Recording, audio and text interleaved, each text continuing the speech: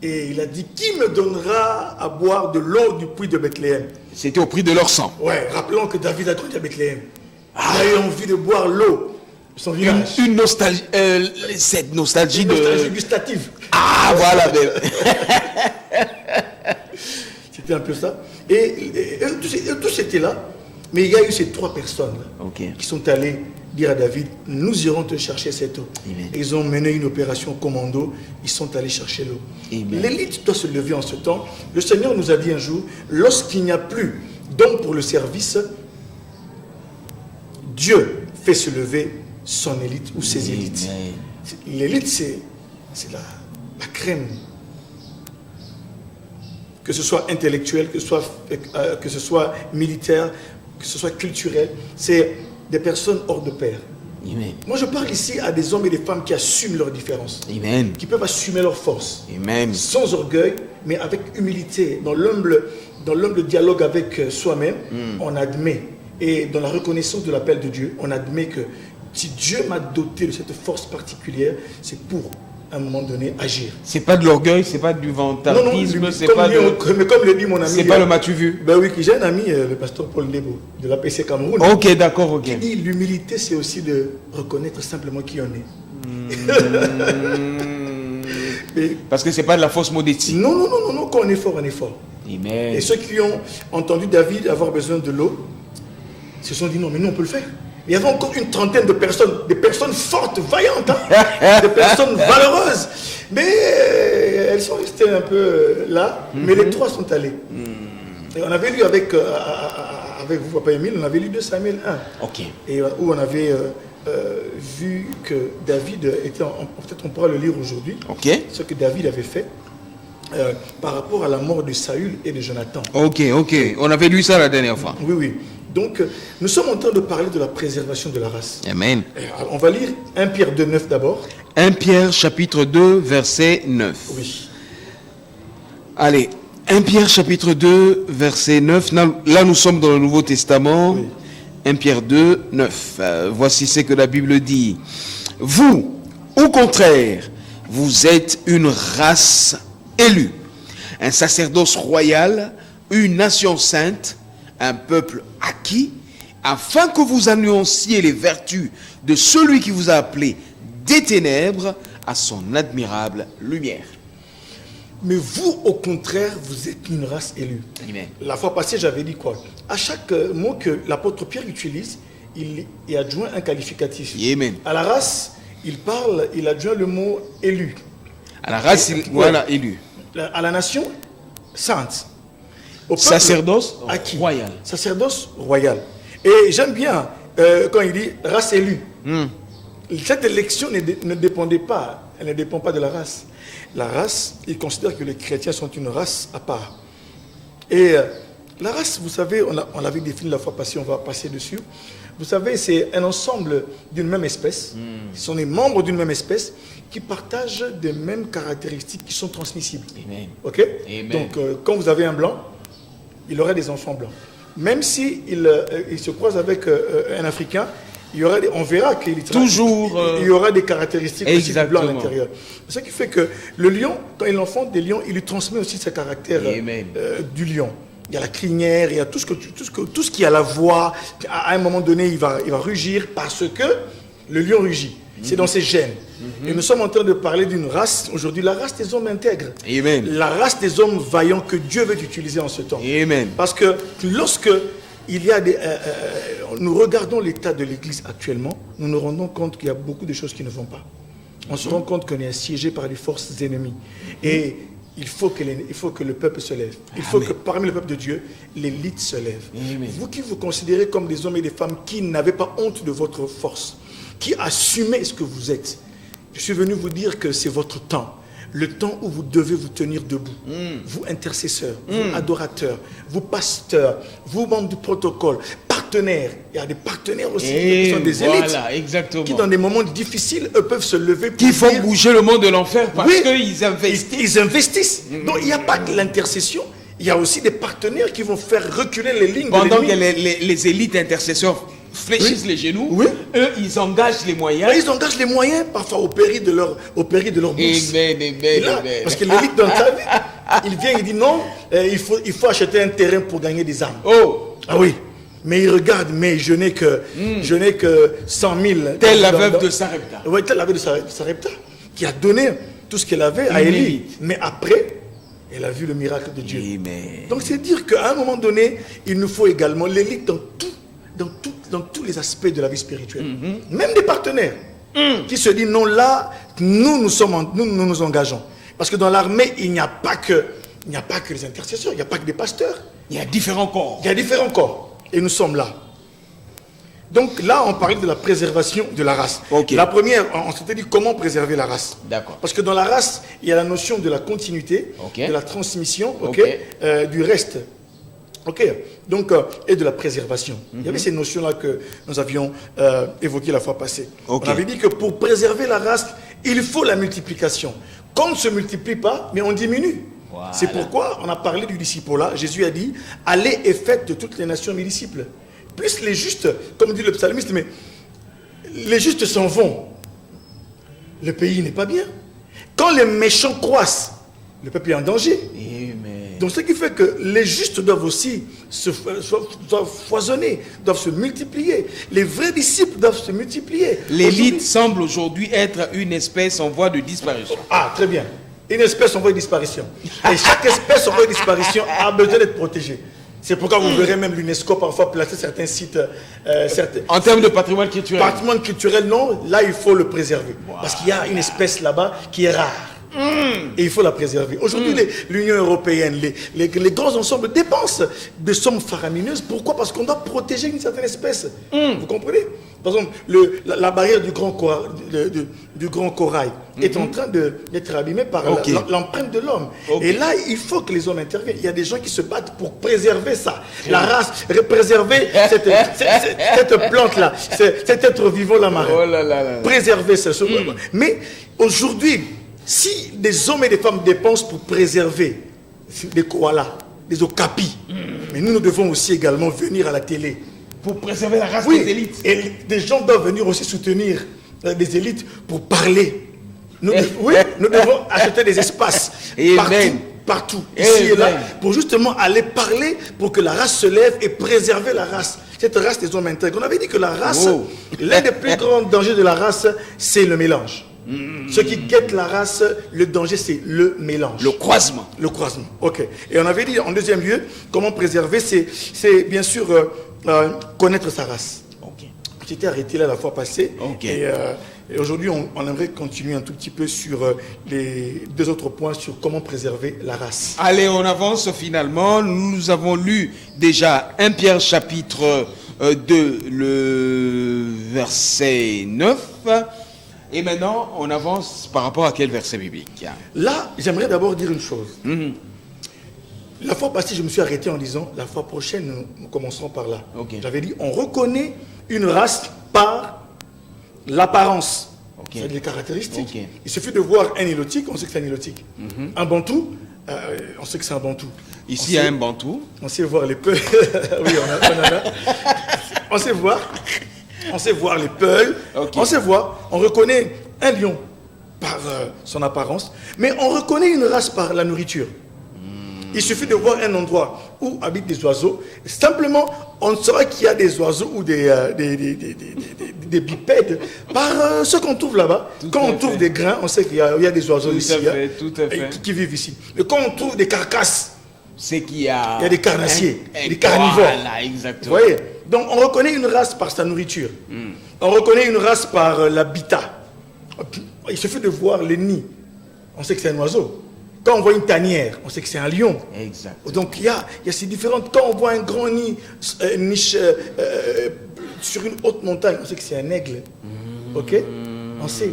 Comme dit Job 39, au sommet des montagnes, il place son nid là-bas. Parce que lui va dans les hauteurs. Lui, il vit dans les hauteurs, dans la solitude. On reconnaît une race par les habitudes. Les habitudes. Esther 3, verset 8. Esther 3, verset 8. On va lire. Alors, nous prenons rapidement Esther 3, verset 8. Oui, par exemple, c'est juste un exemple. C'est pourquoi, avant que je ne puisse lire ce verset biblique, Mohamed Ali, avant de livrer le combat contre Foreman, oui, le combat du siècle, siècle, en 74. Exactement. Ouais. Alors que je n'étais pas encore né. Il dit ceci: pour vaincre son adversaire, oui, il faut connaître son alimentation, ses voilà, habitudes, son caractère et la manière même qu'il gère sa femme. Très bien. Ok. Esther combien? Esther 3:8.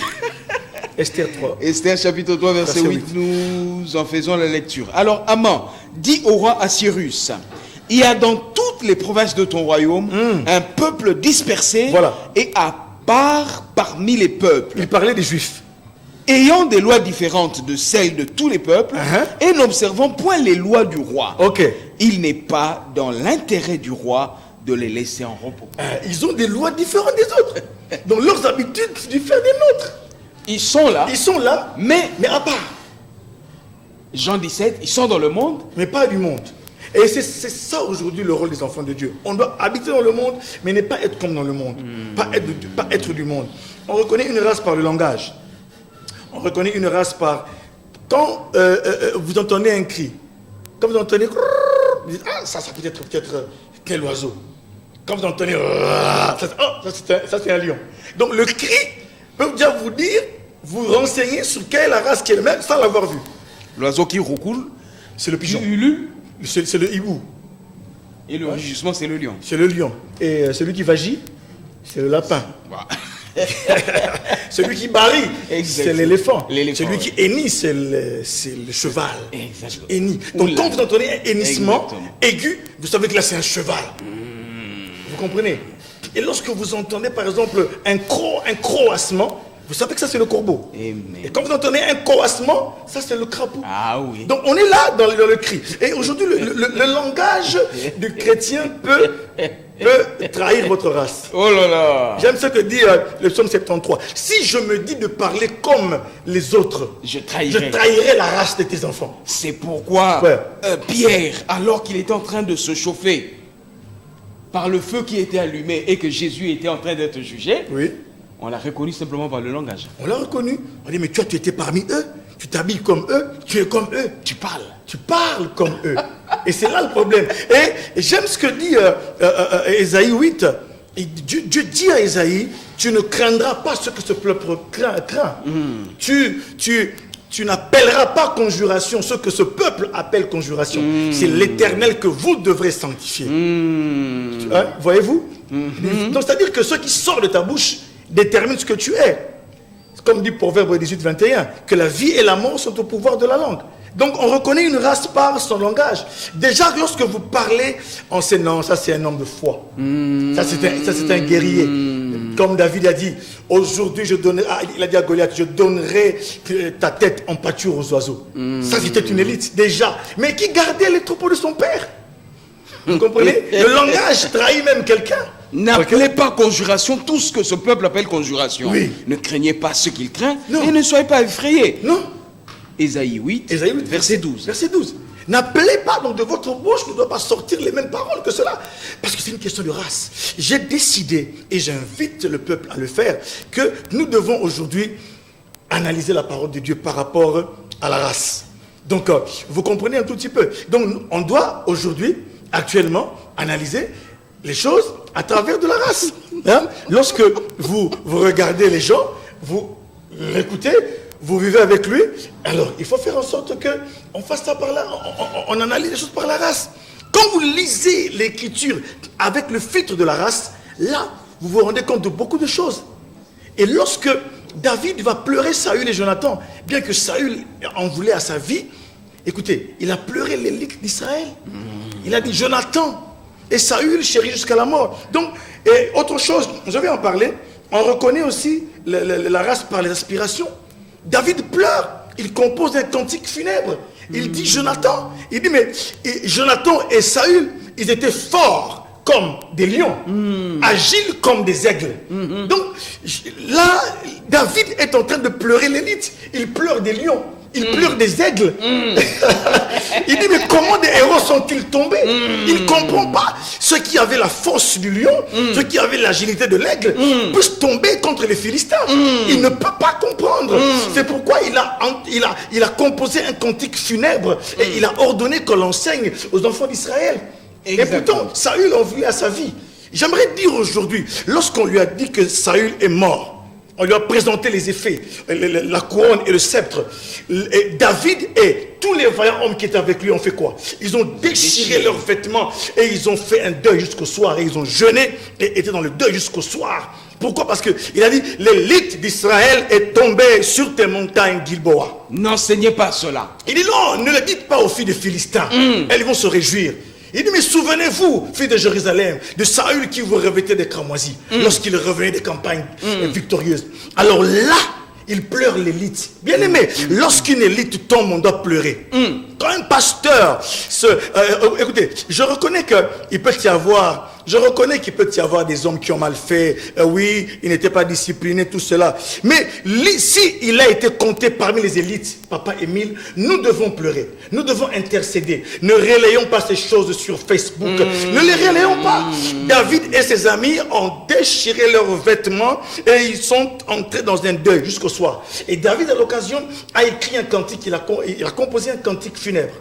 Et qu'on appelle, c'était dans le livre de l'Arc. Et là, il dit, il faut qu'on enseigne. Il dit, montagne de Gilboa, qui ne tombe sur vous aucune rosée. Car les armes des élites sont tombées sur toi. Car la montagne de Gilboa était le théâtre de ces événements. Oui, c'est pourquoi, si un homme de Dieu tombe dans votre maison est maudite. Si un intercesseur ou un tombe chez vous, vous êtes maudit. Parce que ce n'est pas le lieu où vous devez recevoir la chute de quelqu'un. Et je ne peux pas relayer ce qui arrive, un malheur qui arrive à quelqu'un. Je ne peux pas. Si le relais passe par ton téléphone, non, c'est un problème. Moi, je fais stop. Je ne peux pas, moi aussi, publier, prendre mon téléphone, mon énergie, mes mégas et commencer à publier. L'élite doit être préservée. Vous allez me dire, pasteur, oui, vous voulez faire l'apologie, il faut cacher le mal. Non, moi je vois l'élite, la race, parce que ces hommes-là doivent se lever. J'aimerais dire à tous ceux-là qui sont tombés, à tous ceux-là qui ont connu une chute, mais qui étaient de la race, relevez-vous car il y a une parole pour vous. Amen, amen. Alléluia. Amen, amen. Parce que même lorsque les ossements sont desséchés, voilà. Dieu envoie Ézéchiel. Même quand votre état est sec, il y a une parole que vous pourrez entendre. Parce que celui qui appelle à l'existence des choses qui ne sont pas comme si elles étaient déjà, il dit à Ézéchiel, fils de l'homme, ces ossements pourront-ils... Est-ce que cet homme qui est tombé peut-il ressusciter? Oui. Je crois que certains peuvent revenir encore dans les coulisses. Parce que quand une élite tombe, le royaume de Dieu est triste. Et nous devons également les protéger. Priez pour eux. Moi, je dis souvent, prions les uns pour les autres. Parce que l'élite, on en a besoin. Et lorsque les chantres se méconduisent, les pasteurs se méconduisent, on doit pleurer, on doit jeûner, on doit demander, parce que ces gens-là ont une force que Dieu leur a donnée. Ils ont en eux un investissement. Ces gens ont en eux un investissement divin. Et cet investissement ne doit pas tomber quelque part. Même s'il tombe, il doit être relevé. C'est pour qu'il est écrit, cette fois le juste tombe, cette fois il le relève.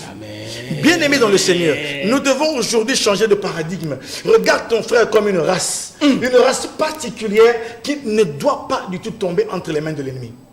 Une race en voie de disparition qu'il faut préserver. Qu'il faut préserver. Et placer dans le patrimoine divin. Là maintenant, aujourd'hui, qu'est-ce que j'aimerais dire encore? Allons-y. Comment préserver la race? Comment se préserver? C'est surveiller son langage. La Bible dit, Proverbe 18, 21, il est écrit, la vie et la mort sont au pouvoir de la langue. Celui qui en aime le fruit, qui mange le fruit sera rassasié. C'est pourquoi, mes frères et mes sœurs, attention à ce qui sort de votre bouche. Faites attention à ce que vous dites. Faites attention, comme on a lu là dans Ésaïe 8, verset 12. N'appelez pas conjuration ce que ce peuple appelle conjuration. Ne craignez pas ce qu'il craint. J'aimerais vous dire une chose sur les déclarations. Sachez que aucune personne ne peut s'élever au-dessus de ses déclarations, de ce qu'il confesse. Les confessions créent des réalités. Ok? Et les confessions créent des réalités. Les confessions nous gouvernent. Et personne ne peut s'élever au-dessus de ce qu'il confesse. Quand tu dis, on te dit saute, tu dis je ne pourrai pas sauter. Et vous ne sauterez pas. Vous créez la situation. Vous créez une situation. Parce qu'elle crée une réalité. Et ce monde a été créé par la parole. Lorsque vous dites déjà je ne pourrai pas. Ah, moi je ne suis pas bien. Ah, moi je suis mal aimé. Eh bien, vous créez l'inimitié. Le monde obéit à la parole. Le monde a été fait par la parole. Et nous sommes faits à l'image de Dieu.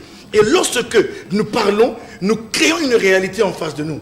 C'est pourquoi Dieu dit, n'appelez pas conjuration ce que ce peuple appelle conjuration. C'est pourquoi la plupart des personnes aussi ont créé leur malheur à partir de simples plaisanteries. Mais justement, en disant des choses qui ne sont pas acceptées par Dieu. L'élite doit surveiller son langage. Vous êtes la race de Dieu. Vous ne devez pas dire n'importe quoi. C'est pourquoi la parole de Dieu nous exhorte, même si ce peuple voit l'appel conjuration, mais nous, Dieu nous dit de ne pas appeler cela conjuration. De ne pas dire que oui, ça c'est ça. Non, le peuple ne peut pas appeler conjuration. Nous de la race de Dieu, on ne peut pas appeler cela conjuration. Parce que Dieu est un Dieu qui marche avec nous selon ce que lui décide. Okay? Les 12 espions missionnés, envoyés, mandatés par Moïse. Mais vous me ravissez les mots de la bouche, la Écoutez, 12 personnes vont espionner le pays que Dieu a promis. Un peu. Le pays que Dieu a promis. C'est nombre 13. Okay? Et là, parmi ces 12, vous allez bien voir que c'est pas n'importe qui. C'est l'élite. C'est l'élite du peuple qui est envoyée. Ce sont les chefs de famille. Qui représentaient les différentes tribus. Et par tribu, on prend une personne. Et ça faisait 12 personnes qui vont et qui voient les mêmes réalités, confrontées à la même chose. Ils voient les mêmes choses. Les témoins oculaires et auriculaires, des mêmes choses. Ils ont touché aussi. Mais là maintenant, quand ils rentrent, c'est là qu'il y a une différence de race.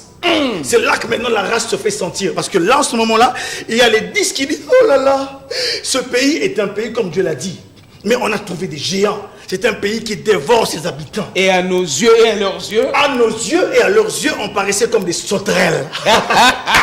Comment est-ce que quelqu'un peut déjà se dire que lui, il me voit comme une sauterelle? Le géant n'a rien dit. Et déjà, les géants n'ont rien dit. Les géants n'ont rien dit. Ils se créent leur propre réalité. Et en ce moment-là, Papa Émile, nous devons savoir qu'on doit surveiller notre langage. Mais il y avait deux, Josué et Caleb, qu'on connaît très bien. Josué, le fils de Nun, et Caleb, le fils de Jephuné. Ils disent ceci, non, l'Éternel est avec nous. Nous irons, nous montrons, déjà ces géants n'ont plus d'ombre sur eux. On va les vaincre. Mais malheureusement, le rapport des 10 espions a gangréné la foi de la foule. Et ils ont commencé à murmurer contre Moïse. Et Dieu a dit, ok, vous allez errer pendant 40 ans. Vous comprenez? À cause du langage. Mais Dieu va dire ceci à Moïse. Mais à Josué et à Caleb, qui ont été animés d'un autre esprit, eux, ils vont voir la terre promise. Mais vous ne verrez pas la terre promise. À partir de 20 ans, jusqu'en haut, vous ne verrez pas la terre promise. Et ils ont erré pendant 40 ans, le temps qu'ils puissent mourir de mort naturelle. Et pourtant, ils étaient sous le jugement de Dieu. C'est pourquoi le langage peut nous faire rater beaucoup de choses. En disant, d'ailleurs, moi, je ne suis pas belle. D'ailleurs, je ne suis pas beau. Qui vous dit que vous avez besoin de la beauté pour que Dieu fasse avec vous ce qu'il veut faire? Moi, je n'ai pas assez de moyens. Non, je n'ai pas assez de moyens. Qui vous dit que Dieu veut seulement travailler avec quelqu'un qui a des moyens? Dieu veut travailler avec celui qui a son langage. Amen. C'est pourquoi, pour préserver la race, pour se préserver soi-même, vous devez avoir le langage de Dieu. Et là maintenant, ils disent c'est ça. Et vous allez voir la préservation. Caleb et Josué ne sont pas morts, mais les 10 sont morts. Une race d'incrédules, une race perverse et corrompue, qui n'a pas voulu croire en Dieu. Et pourtant Dieu a séparé la mer Rouge. Ils ont vu la mer se séparer. Ils ont vu Pharaon être frappé des Ils ont vu les cailles et la manne. Ils ont vu tout ça. Ils ont vu l'eau sortir du rocher. Mais devant les gens, ils disent non, non. C'est pourquoi j'aimerais vous dire une chose. Tout ce que vous avez, regardez-moi très bien, tout ce que vous avez vécu jusqu'à aujourd'hui, cela vous servira lorsque vous serez dans des moments plus difficiles. Tout ce que vous avez eu, ne soyez pas amnésiques, mais souvenez-vous des combats, des victoires que vous avez remportées, des maladies dont vous êtes sortis victorieux et guéris, de la stérilité que vous avez vaincue. Souvenez-vous-en, parce qu'un jour vous rencontrerez des géants. Voici ce que je vais repasser dans mon esprit. Ouais. Les bontés de l'Éternel ne sont pas épuisées. Lamentation 3. Elles ne sont pas à leur terme, elles se renouvellent chaque matin. Remarquez David, lorsqu'il vient donner la nourriture à ses frères, et qu'est-ce qu'il trouve? Il trouve une armée en déséquilibre, en débandade, parce que menacé par un seul homme, un Anakim, un fils d'Anak, un géant Goliath. Pendant 40 jours, il sortait avec celui qui lui portait les armes. Et il disait, Oyalingi Bitumba Bima, Oyalingi Bitumba Bima. Ça rappelle Bitumba, on parle en lingala, ça rappelle Bitumba.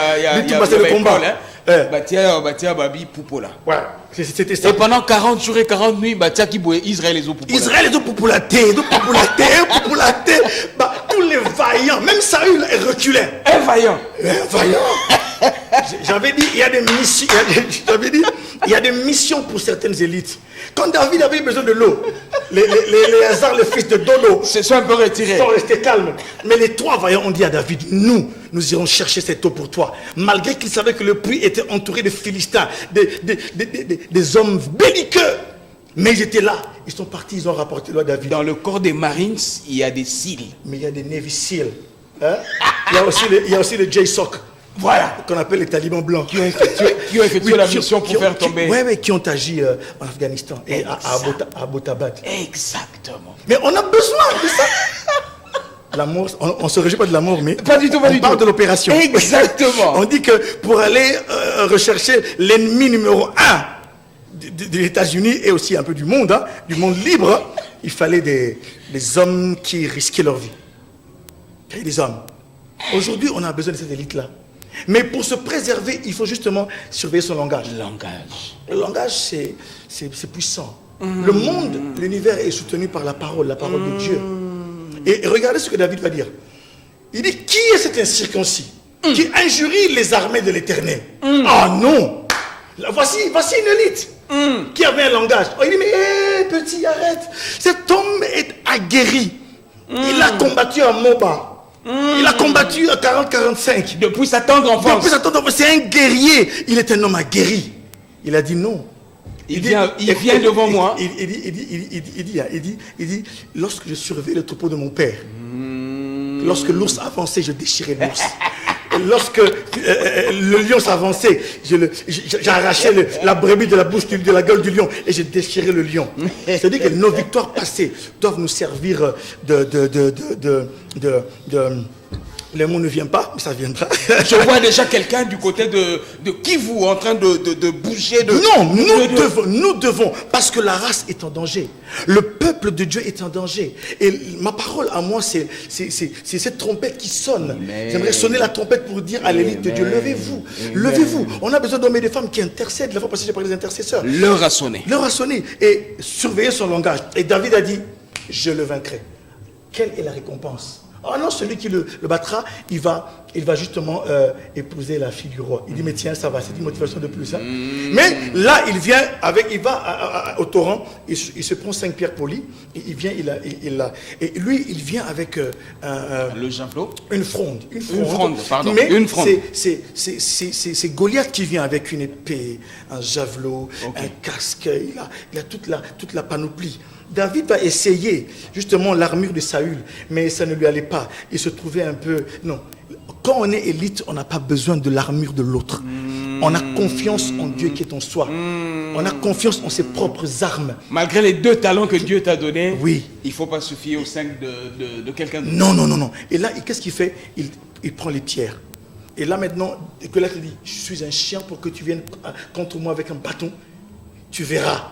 David lui dit, non, c'est toi au contraire, je donnerai ta chair et ta tête à couper en pâture aux oiseaux. Et là, il s'est passé ce qui s'est passé. On connaît l'histoire de David et Goliath.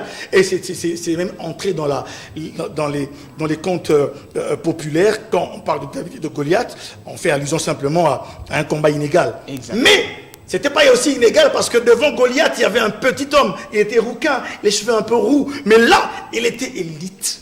Il avait la force de Dieu. Et j'aimerais dire une chose que le Saint-Esprit m'a fait comprendre. Lorsque David a tué le lion, il avait revêtu l'esprit du lion. Lorsqu'il a tué l'ours, il a revêtu la force de l'ours. Et au fond, Goliath était en train de voir un petit garçon. Même les frères de David lui disent, écoute petit, toi on te connaît, tu aimes beaucoup les choses te faire voir. Mais c'était pas David, c'était le lion, c'était un ours qui avançait devant Goliath. Et lorsqu'il s'avançait, il agitait sa fronde. Cela pourrait paraître comme un rituel étrange de la part de Goliath qui était habitué à voir des hommes qui venaient avec des épées, des boucliers, mais un petit avec une fronde. En lieu de la balancer comme ça. J'aimerais dire à quelqu'un, continuez de déclarer vos paroles. Continuez chaque nuit de déclarer ces paroles-là. Comme David, le moment viendra où vous allez la relâcher. Les géants de la famille vont tomber. Les géants de la nation vont tomber. Eh bien, il nous reste 5 minutes. Donc, c'est un tout petit peu ça que nous sommes en train de dire. J'aimerais finir par une autre chose. Ok. Pour préserver la race, il faut parler de la loi de l'exposition. La loi de l'exposition. S'exposer. Rester au-devant de quelque chose. Ça va? Pendant un moment. Ok? On acquiert la nature ou les caractéristiques de ce à quoi nous sommes exposés. Prenez un morceau de fer, Papa Émile, et mettez-le devant du feu. Après quelques minutes, il va avoir les caractéristiques du feu. Tout à fait. La chaleur, ok? Tout à fait. Il peut devenir rouge aussi. S'exposer, et à quoi doit-on s'exposer? Aujourd'hui, notre vrai problème, c'est qu'on ne s'expose pas trop aux choses qui doivent nous préserver. Il nous faut nous exposer à la lecture de la parole de Dieu. C'est pourquoi, Josué 1,8, Dieu lui a dit que ce livre de la loi ne s'éloigne point de ta bouche. Médite-le jour et nuit. Ok? Tu t'exposes devant. Tu t'exposes de la parole. Et jour et nuit, agis fidèlement par rapport à ce qui est écrit. Et tu auras du succès. La foi vient de ce qu'on entend et ce qu'on entend vient de la parole de Dieu. Mais et donc, parfois comme toujours, tu me ravis les mots de la bouche, c'est pas un problème. Alors là, comme on dit, la foi vient de ce qu'on entend. Romains 10, 17. Et ce qu'on entend vient de la parole de Christ. Lorsqu'on s'expose à des prédicateurs puissants, lorsqu'on s'expose à des hommes de foi qui nous parlent, quand on s'expose à des femmes, des servantes de Dieu qui vivent la sanctification, bien-aimés, sachez que leurs paroles vous pénétrant, vous allez agir aussi comme des hommes et des femmes saints. Lorsqu'on s'expose à la bêtise, on devient bête.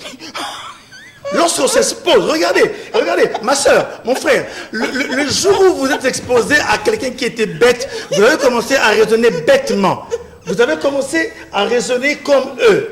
Parce que vous vous exposez à la bêtise jour et nuit. Qu'est-ce que vous racontez? Ils vous disent, ah, oyebiku toi, ah, novelas, hein, oh, tu sais ça ceci, tu sais ça ce quoi. Je ne peux pas m'exposer parce que je sais qu'à travers moi, Dieu a de grandes choses à faire. Excusez-moi de rire en direct.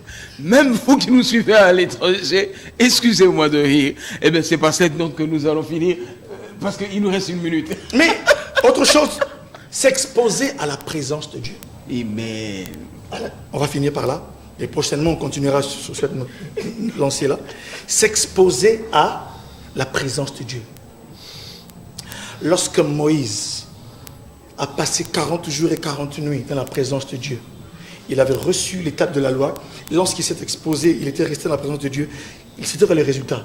Son visage commençait à briller. On ne pouvait pas le fixer les yeux. On ne pouvait pas le fixer les yeux. Et il mettait un voile dessus. Et c'est ça pour dire que lorsqu'il se dévoilait, lorsqu'il entrait dans le tabernacle, ok, ça c'est autre chose. Mais j'aimerais dire aux enfants de Dieu aujourd'hui, on est devenu faible parce qu'on ne s'expose plus à celui qui est fort. Amen. À quoi vous exposez-vous? Lorsque moi j'écoute tout le temps des bonnes paroles, lorsque je passe du temps dans la prière, je ne crois pas aux femmes, je ne crois pas aux frères qui passent 4 heures dans la prière et qui continuent encore d'être impolis. Je ne crois pas à ces hommes et à ces femmes qui passent 5 heures de temps dans la prière, qui font des veillées, qui continuent encore à avoir le mauvais cœur. Parce qu'on ne peut pas être exposé à celui qui est amour et avoir encore beaucoup de haine dans son cœur. Je sais que nul n'est parfait, même moi non plus je ne suis pas parfait. Mais Dieu travaille en chacun de nous. Parce qu'une fois je me souviens, j'entre dans la présence de Dieu, je me croyais bien. Et en priant, j'ai reçu un laser de la présence de Dieu qui me dit, regarde ce que tu as dit. Et je me suis retourné et j'ai confessé. Et après j'ai continué. Lorsqu'on s'expose à quelque chose, on en acquiert. On est affecté. Et la loi de l'exposition, c'est ce qui tue aujourd'hui. On s'est exposé à des hommes de Dieu qui aiment les femmes d'autrui. Eh bien, on a vu les jeunes serviteurs commencer aussi à aimer les femmes d'autrui. Lorsqu'on s'expose à des hommes qui parlent la foi, eh bien, on devient des hommes de foi. Quand on s'expose à des hommes, 1 Corinthiens 15, 33 dit, les mauvaises compagnies corrompent les bonnes mœurs. On doit s'exposer à la bonne chose. On va continuer la fois prochaine.